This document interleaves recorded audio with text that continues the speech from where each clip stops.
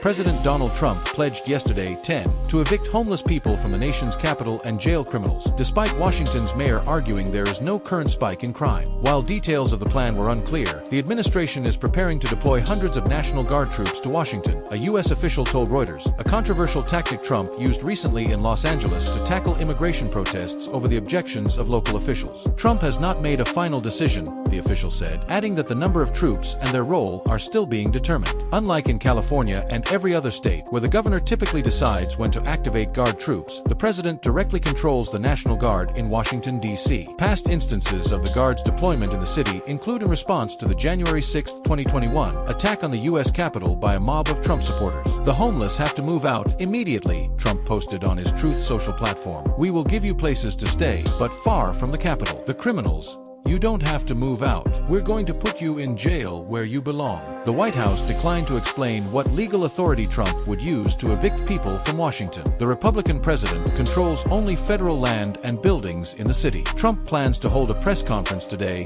11, to stop violent crime in Washington, D.C. It was not clear whether he would announce more details of his eviction plan then. There are 3,782 single persons experiencing homelessness on any given night in the city of about 700,000. Says the Community Partnership, an organization working to reduce homelessness in D.C. Most such individuals are in emergency shelters or transitional housing, rather than on the street, it says. A White House official said on Friday, 8 more federal law enforcement officers were being deployed in the city following a violent attack on a young administration staffer that angered the president. Alleged crimes investigated by federal agents on Friday night included multiple persons carrying a pistol without license, motorists driving on suspended licenses, and dirt bike riding, a White House official said on Sunday.